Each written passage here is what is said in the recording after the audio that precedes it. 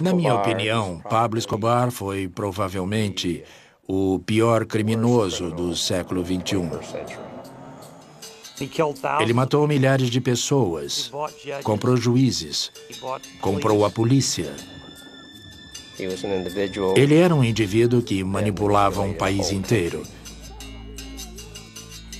Ele tinha bilhões de dólares e um exército próprio. Ele deu início a um nível de violência nunca visto antes no tráfico de drogas. Dedicou-se à lesão corporal intencional. Assassinato era um meio de vida. Eu o considerava um monstro. Os governos colombiano e americano resolveram capturá-lo a qualquer preço. Nos envolvemos em uma operação muito longa. Quando a gente chegava na Colômbia, havia uma recompensa de $300 mil pela nossa cabeça. Ele corrompia as autoridades ou as intimidava. Sempre existia a ameaça de assassinato. Andava-se de carro com a arma em punho para se proteger. Ele se sentia no colo de Deus. Foi a maior história do bem contra o mal. Eu odiava aquele homem. E achava que não podia deixar a Colômbia até que Pablo Escobar estivesse morto ou preso em um presídio nos Estados Unidos.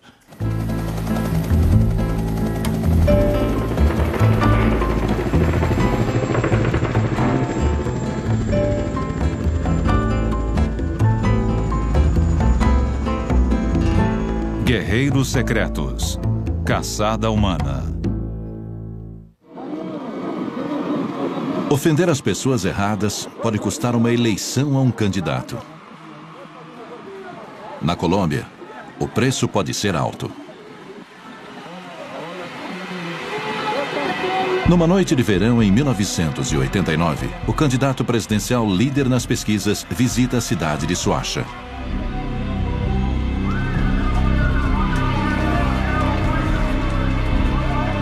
No tempo que dura um aperto de mão ou um beijo em um bebê, a campanha termina de repente.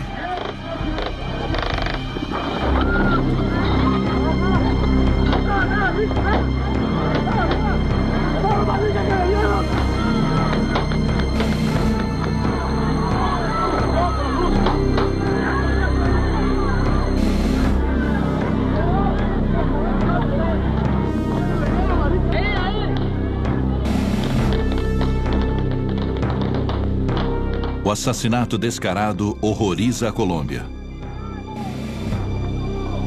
A onda de choque repercute até em Washington. Nós fomos chamados em casa logo após o assassinato, levados para o antigo prédio do Poder Executivo, onde nos foi revelado que o presidente Bush daria uma baixa de $65 milhões do estoque do exército americano em equipamento para ser entregue num período de 120 dias. Isso era uma escala colossal. O precedente mais próximo disso, na época, foi a ajuda feita ao Estado de Israel em 1973. Todo este armamento tem como alvo um homem: Pablo Escobar. Ele foi responsável pela grande maioria da cocaína no mundo, não apenas nos Estados Unidos. Ele era o traficante mais desprezível, o criminoso mais desprezível do século. Joe Toft foi contratado para uma viagem de 3 anos como chefe da Agência Federal Americana de Controle de Drogas na Colômbia. Ele acabou ficando 7 anos. Escobar foi uma pessoa fácil de odiar. Eu nunca fui de sentir ódio, mas chegou a um ponto na Colômbia em que eu realmente odiava aquele homem. Eu odiava Pablo Escobar. Existem 2 grandes pragas na sociedade civil. Uma é o terrorismo e a outra é o tráfico de drogas. E o pior de tudo é quando as duas se juntam. 3 décadas atrás, cocaína era um negócio pequeno. Aí chegou Pablo Escobar. Escobar foi para a cocaína o que Henry Ford foi para o automóvel. Quase sozinho, ele criou uma verdadeira indústria. Ele era o rei da coca. Ele cresceu em Medellín. Ele veio de uma família de classe média baixa. Sua mãe era professora, o pai era um camponês fazendeiro. O jovem Pablo se envolveu com pessoas erradas e largou a escola. Ele começou a roubar carros e logo se especializou em crimes maiores. Pouco depois de largar a escola, ele se envolveu em sequestros. Mais tarde, ele se envolveu de forma mínima no tráfico de maconha. Nos anos 1970, Escobar mudou de carreira para uma indústria nova que exportava seus produtos para os Estados Unidos. Os empreendedores por trás dele foram os chilenos. Como todos sabem, no início dos anos 70, houve uma mudança política no Chile, governo militar e tal. E o crime organizado foi por fim eliminado daquele país da noite para o dia. Então, quem estava lá para retomar e começar a se especializar em tráfico de cocaína eram figuras muito sofisticadas do crime organizado da cidade de Medellín. Liderando o caminho, Pablo Escobar. Ele estava envolvido na manufatura da droga, na distribuição da droga, estava envolvido na busca das melhores terras da Colômbia, operava as melhores fazendas. E também tinha aspirações políticas. Chegou a ser deputado suplente. E alguns diziam que ele, na verdade, queria ser candidato à presidência da Colômbia. Entre os que observavam Escobar de perto, estava um guerreiro secreto do Departamento de Defesa, especialista em vigilância secreta. A organização consistia de uma série de cultivadores de coca com os quais estreitamos contato no Peru e na Bolívia. Eles cultivavam a folha de coca, que seria transformada através de um processamento muito bruto em uma pasta, que seguia então para a Colômbia para ser refinada em cocaína processada em escala industrial em laboratórios florestais enormes. E depois transportada principalmente via aérea para o mercado internacional. Ela ia para o norte, por exemplo, para o México, para entrar nos Estados Unidos ou para as ilhas do Caribe.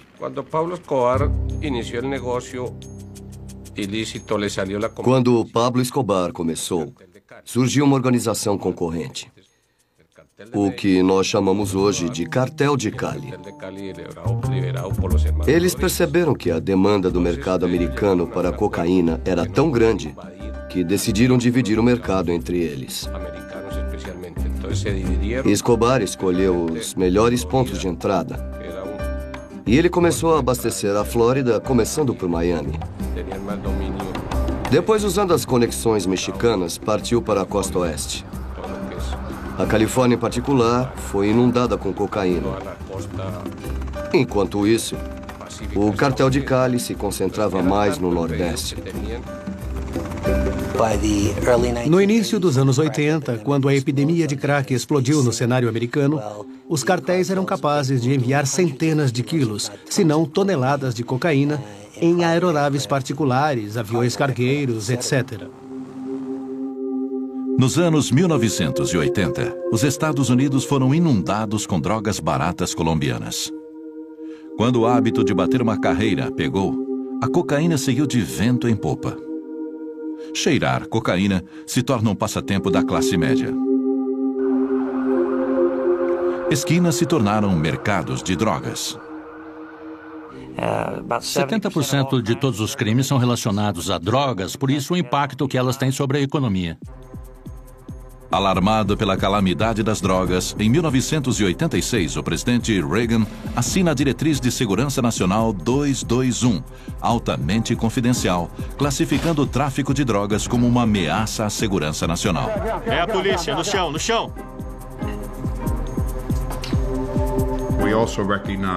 Nós também reconhecemos, na época, que havia um interesse vital em ajudar a manter as democracias frágeis das Américas Central e do Sul para o nosso próprio benefício. Os Estados Unidos passaram a combater as drogas em duas frentes, no asfalto e na floresta. Tanto o DEA como as nossas agências de inteligência tinham estratégias para nos dizer como ir atrás daqueles que vendiam drogas nas ruas das nossas cidades nos Estados Unidos e como pressionar os cartéis na Colômbia, que eram, na verdade, os idealizadores por trás disso tudo. Havia duas facções principais, a facção de Medellín e a facção de Cali. E quando eu cheguei à Colômbia, o então chamado cartel de Medellín era de longe o maior. Eles cooperavam mutuamente e, em muitos casos, enviavam carregamentos em comum para os Estados Unidos. Pablo Escobar e sua organização criaram uma nova modalidade. Havia duas forças diferentes trabalhando. Pablo Escobar criou um conceito que chamamos de narcoterrorismo, em que se usava o terrorismo para promover o narcotráfico.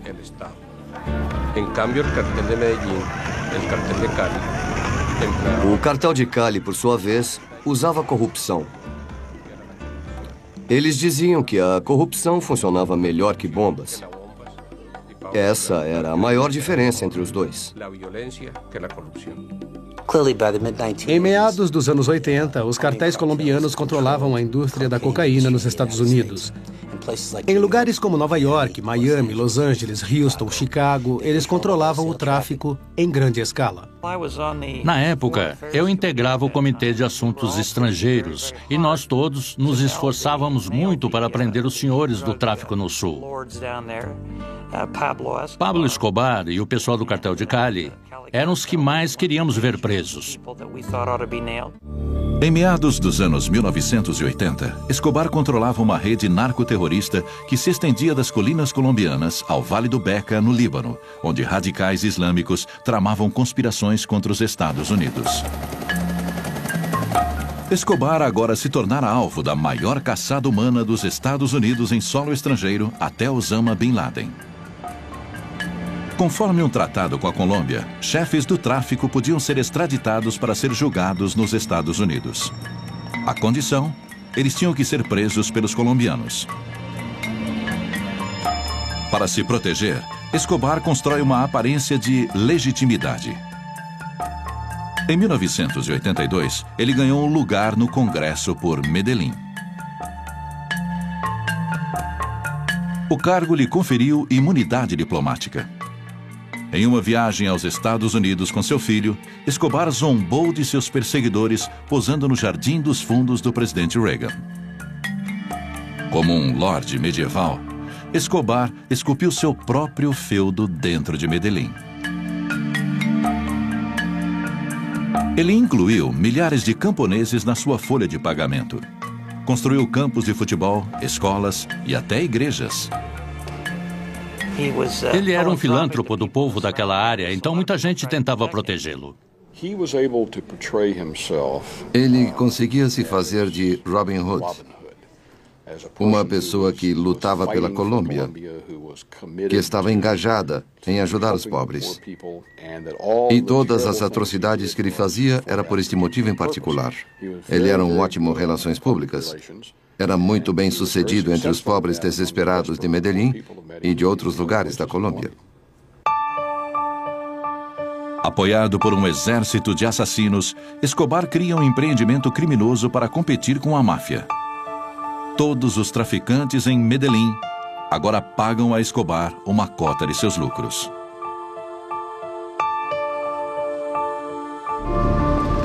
Como embaixador na Colômbia, Morris Busby era o homem certo, no lugar certo, na hora certa.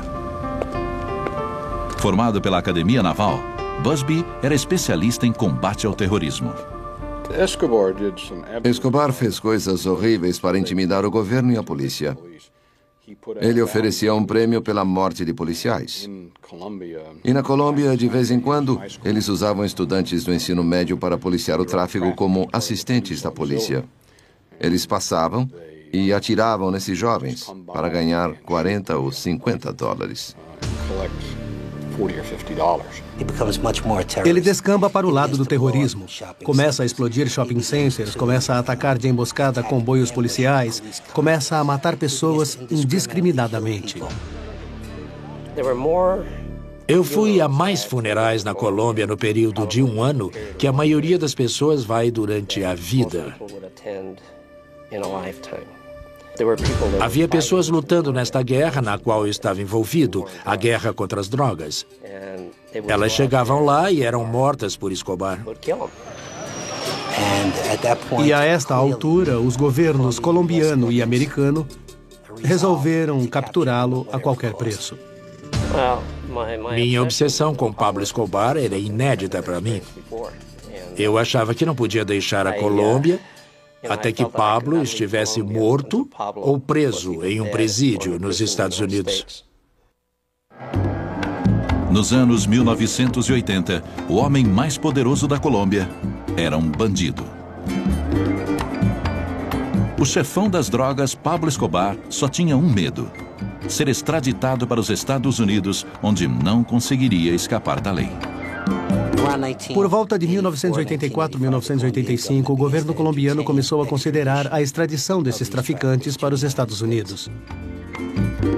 Escobar tenta evitar problemas com suborno. Quando o incentivo não surte efeito, ele recorre à punição. Um fato importante ocorrido na ocasião em que eles estavam considerando a questão da extradição foi o assassinato do ministro da Justiça favorável à extradição. O homem chamado Rodrigo Lara Bonilla foi assassinado em sua limusine. Ele era uma figura muito carismática. Não demorou muito, um contato muito importante da DEA na Colômbia, um coronel chamado Jaime Ramírez, também foi assassinado em um crime particularmente cruel. Ele foi morto no próprio carro, em companhia da família. Eu acho que esse foi um dos períodos que cristalizou não apenas a atenção colombiana aos cartéis, mas também a atenção americana a esses cartéis. Então, no final dos anos 80, o governo americano já estava tentando implantar programas concentrados nos cartéis, enquanto esta extradição estava em andamento. No final dos anos 1980, o DEA criou o programa Chefe da Droga, tomando como exemplo a estratégia do FBI para desmanchar a máfia. Uma família de cada vez. Isso também implicou em mais recursos e pessoal, atacando a infraestrutura, o transporte, a lavagem de dinheiro, a capacidade de produção, como eles compravam produtos químicos e assim por diante. Foi um plano muito bem articulado, não apenas para chamar a atenção para o indivíduo, mas também para toda a organização, para as pessoas que movimentavam o dinheiro. O plano do chefão tinha 2 inconvenientes. Dependia dos colombianos para realizá-lo e de Escobar não interferir. Ele dificultou muito as nossas operações porque ele ou corrompia ou intimidava as autoridades. Era muito difícil convencer pessoas a fazer as coisas que nós não poderíamos fazer por não termos nenhum poder policial na Colômbia. Enquanto Escobar combate a extradição, suas táticas se tornam brutais. Em agosto de 1989, seus assassinos de aluguel comparecem a um comício político em Soacha. Diante de milhares de pessoas, o candidato presidencial Luiz Galán é assassinado. O crime de Galán foi ser incorruptível.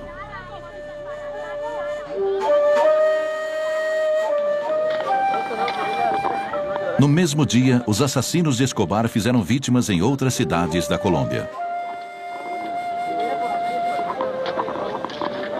No rastro de derramamento de sangue, os Estados Unidos classificam o próprio Escobar como uma ameaça à segurança nacional. Eles então embarcaram em um sistema em que havia reuniões semanais nos escritórios do Conselho de Segurança Nacional, no antigo prédio do Poder Executivo. Presentes nessas reuniões estavam os representantes do Departamento de Defesa, pessoas do Comitê dos Chefes do Estado-Maior, do Conselho de Segurança Nacional, do FBI, do DEA e da CIA. Uma das tarefas do DEA era recrutar informantes dentro da organização de Escobar. Os informantes que nós estávamos recrutando não estavam todos na Colômbia, mas nós tínhamos informantes nos Estados Unidos e em outros países fornecendo informações sobre o paradeiro de Escobar e a organização dele. À medida que os guerreiros secretos chegam ao rastro do senhor da droga, Escobar compra sua saída da cadeia. Viciada no dinheiro do rei da coca e com medo de seus capangas, a Assembleia Colombiana vota na ilegalidade da extradição.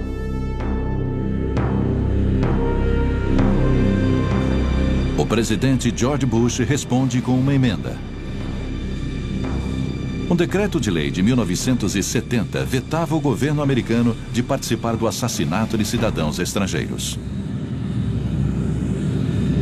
Bush revisa o decreto e permite o uso de força contra terroristas que ameacem os Estados Unidos. Quando a extradição foi eliminada do conjunto de instrumentos a nosso dispor para atacarmos os cartéis, passou a ser vital, na época, trabalhar em conjunto com a Polícia Nacional Colombiana. Dar todo o apoio possível para que eles pudessem usar todas as ferramentas disponíveis para caçar essas pessoas e levá-las à justiça.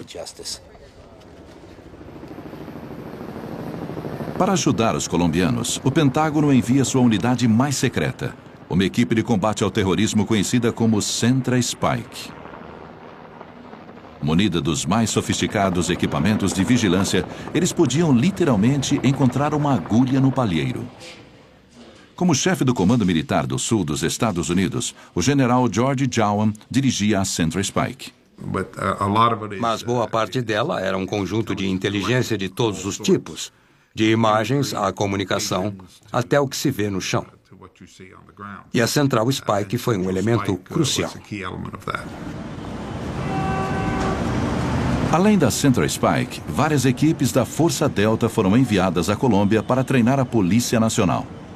Sob leis americanas, as unidades Delta não podiam perseguir Escobar. Nós garantimos que a equipe Delta, que as forças especiais, entendessem que deviam treinar os colombianos. Demoraria mais, mas era importante que a polícia colombiana fizesse essa operação.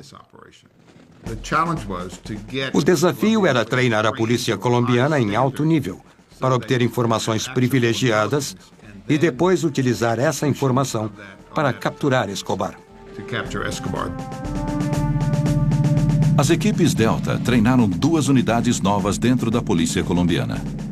A primeira unidade, chamada Search Block, aprende a usar informação em tempo real para rastrear Escobar e apontar sua localização. Membros da segunda unidade, a Copaz Comandos, aprendem a realizar uma morte limpa. Começa a caçada ao homem mais procurado do mundo. Mas como um animal encurralado, Escobar contra-ataca. 27 de novembro de 1989. Minutos depois de decolar, um avião comercial colombiano cai. A queda não foi acidental, e sim obra do senhor da droga, Pablo Escobar. Seu alvo era o candidato presidencial César Gaviria, concorrendo no lugar daquele assassinado por Escobar 3 anos antes.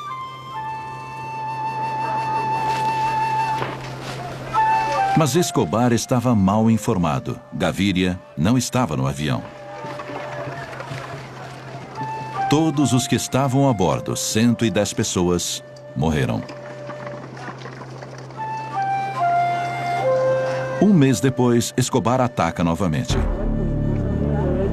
Ele escolhe um alvo simbólico, o órgão colombiano equivalente ao FBI. Centenas de pessoas feridas.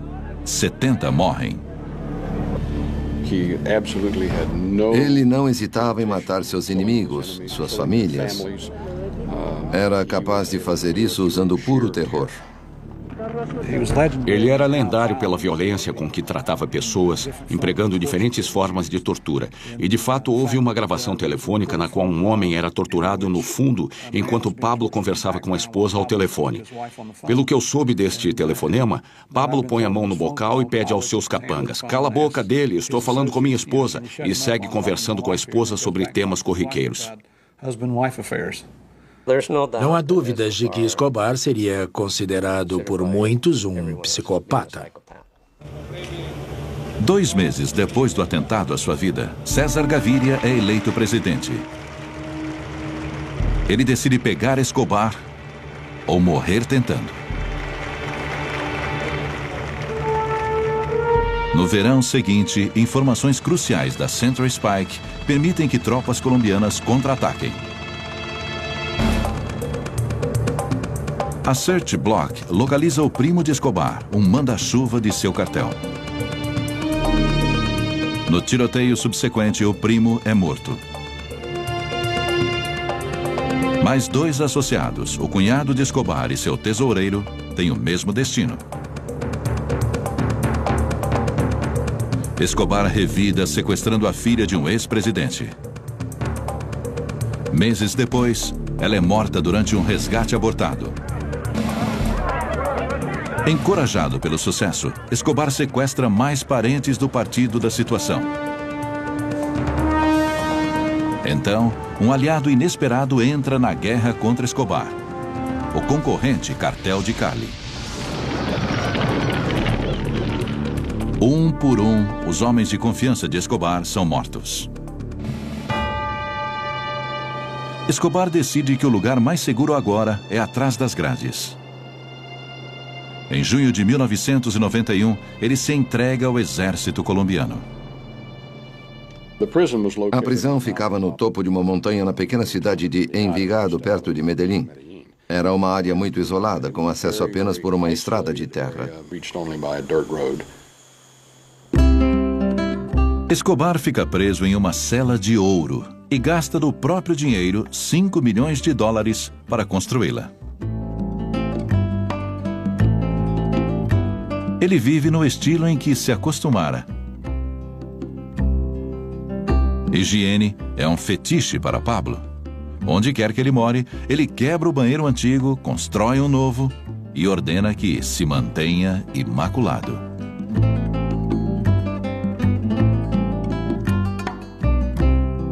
Ele zomba da polícia, levando drogas e prostitutas para a prisão. Ele construiu uma discoteca dentro da prisão, assim podia entreter os funcionários e os convidados. Era uma grande farsa. As festas de arromba de Escobar insultavam os americanos na Colômbia. O que deveria ser uma prisão, mas parecia um hotel de luxo. E Escobar e seu grupo conseguiam corromper todos os guardas da prisão, e isso se tornou um escândalo nacional. Ostentando sua imagem de bandido, Escobar posou para fotos como o chefe da máfia Al Capone e o herói folclórico mexicano Pancho Villa. Avisado do equipamento de alta tecnologia para monitorá-lo, Escobar aboliu o uso de celulares e os substituiu por pombos-correio.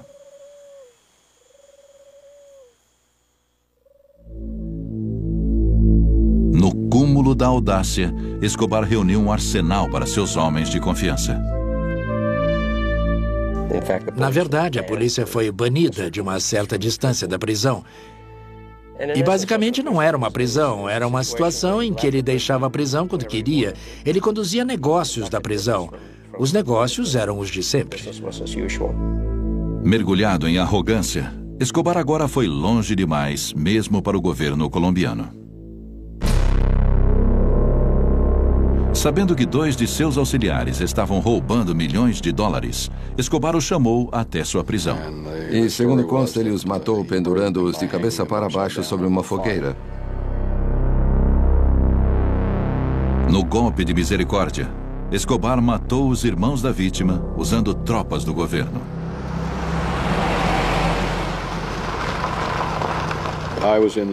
Eu estava nos Estados Unidos em consultoria aqui em Washington. Recebi um telefonema em torno da meia-noite, dizendo que o governo colombiano estava preparando uma ação contra Escobar e queria tirá-lo de Envigado. Subornados ou intimidados, os soldados param próximo da prisão. Escobar se aproveita do atraso. Umas 5 ou 6 horas se passaram e recebi outro telefonema dizendo que de fato ele tinha escapado. Escobar se torna um fugitivo relutante.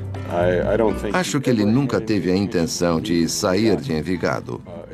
Só quando o governo colombiano montou uma operação para retirá-lo de lá, e ele percebeu isso, foi que ele fugiu para impedir que isso acontecesse.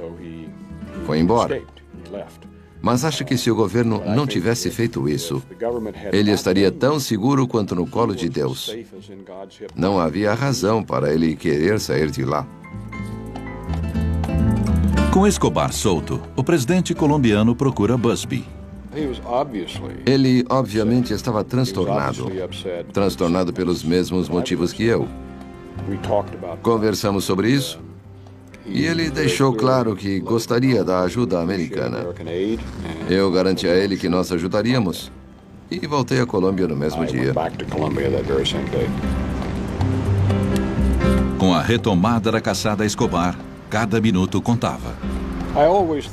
Eu achava que quanto antes nós pudéssemos procurá-lo, maior a chance de localizá-lo, porque ele não havia planejado sua fuga e ainda não tinha tido tempo de contatar seu pessoal e montar as defesas que ele mais tarde providenciaria para se proteger. Então, era primordial que nós agíssemos bem depressa. Assim que Gaviria, o presidente da Colômbia, pediu ajuda aos Estados Unidos para recapturar Escobar, a partir daquele momento as Forças Armadas realmente se envolveram, fornecendo recursos, treinamento e etc. Foi um esforço sem precedentes. Eu não consigo me lembrar de outro momento com tanto apoio de Washington para pegar um criminoso em terra estrangeira. Não era apenas um homem. É preciso lembrar que ele era o líder do cartel de Medellín. Ele não foi o único que fugiu, mas vários membros da sua gangue, que também eram assassinos e membros do alto escalão do cartel. Ele tinha uma infraestrutura na cidade de Medellín e em outras regiões da Colômbia. Bastava ele ligar e, em um curto período de tempo, reuniria um grupo para protegê-lo. Começa uma caçada mortal entre o comandante do exército da cocaína e os guerreiros secretos americanos. Dias após escapar da prisão, o lorde da droga Pablo Escobar desaparece na selva colombiana. A princípio, nós acreditávamos piamente que iríamos pegá-lo muito rápido. No entanto, Escobar provou ser um grande adversário. Ele conseguiu burlar a operação que nós montamos para encontrá-lo. Minha opinião era que, depois da segunda semana sem capturá-lo, nós entraríamos em uma operação muito longa. Conforme a caçada se arrasta, Escobar ataca seus perseguidores. Ele paga a garotos em Medellín algumas centenas de dólares para cada policial que matassem. Mais de 150 foram assassinados. Em Bogotá, uma onda de explosões abala a capital. Centenas morrem na carnificina. Muitos americanos trabalharam em situação de perigo. Houve um caso em que uma bomba explodiu numa área onde um jovem jantara com sua esposa 15 ou 20 minutos antes. E o restaurante em que estavam foi derrubado. Janelas das casas do nosso pessoal se quebraram. Havia a ameaça constante de assassinato. Quando a gente chegava à Colômbia, era avisado: sua cabeça vale 300 mil dólares. Haja de acordo. Ou seja, fique atento ao que se passa ao seu redor. Depois que Escobar fugiu, o DEA levou Steve Murphy às pressas para a Colômbia. Ele se instalou na base de Escobar em Medellín, a cidade mais violenta do mundo. Eles mandavam uma caravana de carros formada por pelo menos 5 carros, de 3 a 4 homens por carro, armados até os dentes.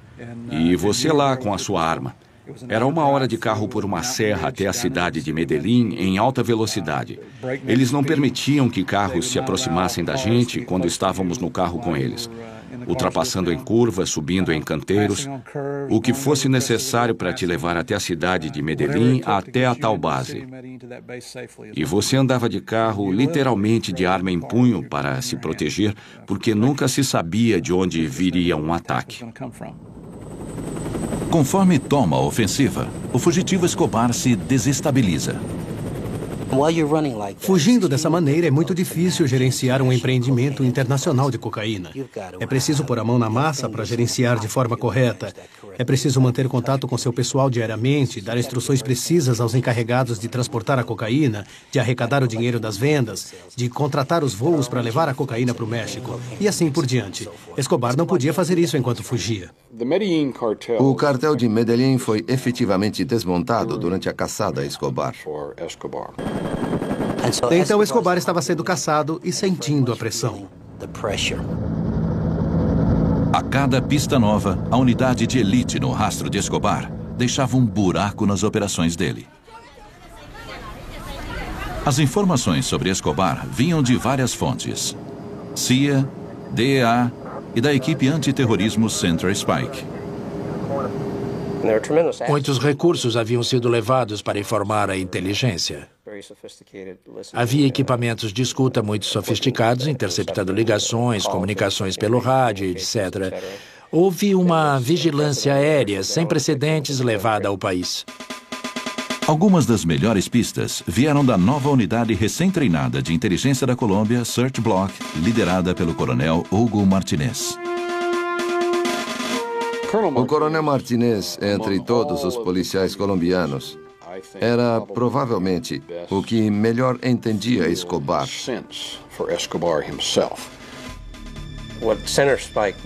O que a Central Spike fez foi aumentar tremendamente a nossa habilidade de monitorar as conversas entre Escobar e o seu grupo. Escutas escondidas ajudaram a capturar os companheiros de Escobar, mas não o próprio Escobar.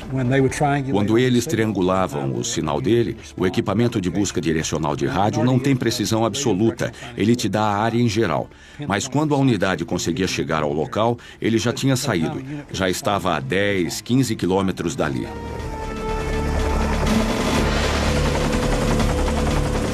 De repente, a mina de ouro de informações acaba. Através de vazamentos na polícia colombiana, Escobar descobre sobre a Search Block. Foi quando ele começou a usar radiofones em um táxi.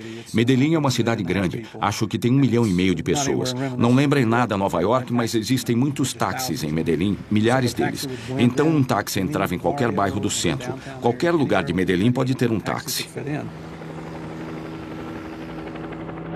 Iniciou-se uma rotina frustrante. Central Spike captava um sinal do telefone de Escobar e passava um rádio para a Search Block. As tropas da Search Block corriam para as coordenadas, chegando invariavelmente minutos atrasada. Uma perseguição levava a uma casa em uma favela com um banheiro novinho, prova de que estavam no rastro de Escobar. O que se revelou durante a perseguição a Pablo Escobar é que ele tinha uma fraqueza. Seu calcanhar de Aquiles era a família. Ele estava trabalhando para tirar a família do país. Num voo da Lufthansa saindo de Bogotá, nós descobrimos através da Polícia Nacional da Colômbia e nós providenciamos pelo menos um agente e 2 policiais colombianos para embarcar no mesmo voo à paisana. O objetivo era só observar a atividade deles e ver se estavam se juntando a outras pessoas no avião para ver com quem eles se encontrariam quando chegassem à Alemanha. Eu estava convencido, e acho que a maioria das pessoas também, de que ele queria a família fora do país porque estava preparando um voo para a morte. E com a família longe, nós iríamos ver muito mais explosões de bombas, muito mais assassinatos, que essa era nitidamente a intenção dele. Através de canais diplomáticos, o embaixador Busby fez contato com oficiais alemães na Colômbia e depois eles voltaram para seu país natal e por fim tiveram acesso negado para a Alemanha. Forçada a voltar para a Colômbia, a família de Escobar foi detida pela polícia. Quando a família voltou à Colômbia, ele enlouqueceu. Ele não suportava a ideia do governo colombiano manter seus familiares sob prisão preventiva. Eles ficaram em um motel em Bogotá e ele começou a ligar para a família. Ele deixou de ser cuidadoso em relação aos telefonemas. Ele ligava para o palácio exigindo falar com o presidente. No passado, ele se mudava o tempo todo, anulando nossos esforços, nossos recursos preparados para rastreá-lo. Essa, sem dúvida, foi sua derrocada. Acho que, no fundo, ele sabia que o governo conseguia rastrear aqueles telefonemas. Nós chegamos muito perto dele nos 2 ou 3 dias anteriores, e eu estava convencido de que era uma questão de tempo. Um aliado meu veio correndo contar que os colombianos tinham ligado, dizendo que o haviam encontrado. E o que aconteceu foi quase mais estranho do que a ficção. Com a maioria de seus auxiliares mortos ou presos, Escobar recrutou o filho para ajudá-lo a dirigir o cartel. O filho do coronel Martinez, que era o chefe das operações de busca por Escobar, também trabalhava no grupo da polícia. E foi, de fato, o jovem Martinez que encontrou Escobar no momento em que Pablo Escobar conversava com o filho dele. Naquele dia, em dezembro de 1993, quando eles finalmente localizaram Pablo Escobar em Las Américas, um bairro da cidade de Medellín, eu estava na base policial. Eu estava no alojamento e vi muita movimentação perto da sala do coronel Martinez. Eu fui até a sala do coronel para ver o que estava acontecendo e havia alguns tenentes-coronéis por lá e eu perguntei a um deles: "O que está acontecendo? Está tumultuado. Com certeza tem alguma coisa acontecendo." E ele me confidenciou: "Eles acham que localizaram Escobar." Então eu continuei ouvindo. Coronel Martinez estava ao telefone falando com o filho, Tenente Martinez, e eu só estava ouvindo um lado da conversa. Mas deu para ouvir o Coronel Martinez mandando o filho invadir o lugar que os reforços estavam a caminho. "Não recue." E o que eu soube mais tarde foi que o Tenente Martinez queria recuar e esperar os reforços chegarem. Obviamente porque ele estaria enfrentando o traficante de drogas mais violento do mundo. Pablo Escobar estava encurralado, mas não capturado.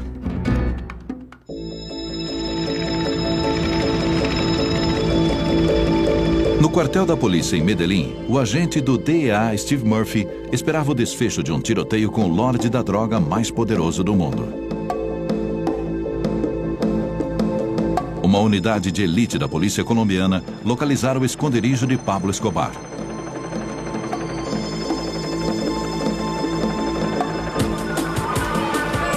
Com todas as rotas de fuga vigiadas, começou o abate.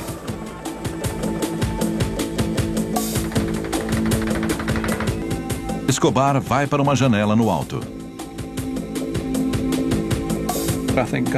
Acho que deu para ouvir o tiroteio, ou talvez tenha sido por telefone, não lembro bem. E eu logo ouvi o coronel Martinez gritando: "Eles pegaram Escobar, acabaram de matar Escobar." Eu entrei no carro com ele e corremos para o local. Quando chegamos lá, havia um bloqueio da polícia. As forças armadas ainda não tinham chegado. Apenas a polícia cercava a área. Nós entramos e subimos para o segundo andar. Eu estava lá com o coronel Martinez observando o telhado onde estava o corpo de Escobar e os 7 homens da unidade que conduziram o ataque estavam lá também. Eu fui contar ao pessoal da CIA, eu fui contar para todo mundo que encontrei na embaixada que Pablo Escobar finalmente estava morto. Eu estava no meu gabinete na embaixada quando soube que Escobar tinha sido morto. Pedi uma prova. Eles voltaram. Eu liguei para o contato que tinha na Casa Branca e disse: "Acho que nós o pegamos." Uns 15 ou 20 minutos depois, eu soube que eles tinham comparado as impressões digitais. E, de fato, ele estava morto. E foi o fim de 18 meses de estresse. A grosso modo, eu acho que foi a maior história do bem contra o mal. Se quisermos criar personagens para a história, seria o Príncipe das Trevas, personificado por Escobar, contra as forças do bem. Nesse aspecto em particular, as forças do bem ganharam. Eu acho que não há um grupo melhor de agentes, mais concentrado em sua missão. Eles são extraordinariamente valentes, mostraram um nível de comprometimento que iriam a qualquer lugar para cumprir a missão. Ainda há uma grande quantidade de drogas produzidas na Colômbia que consegue passar pelas nossas fronteiras mais pobres. Minha opinião é que, com certeza, nós, como um país, nós, americanos, temos que continuar a luta contra os traficantes de drogas. Precisamos impedi-los, combatê-los a cada momento.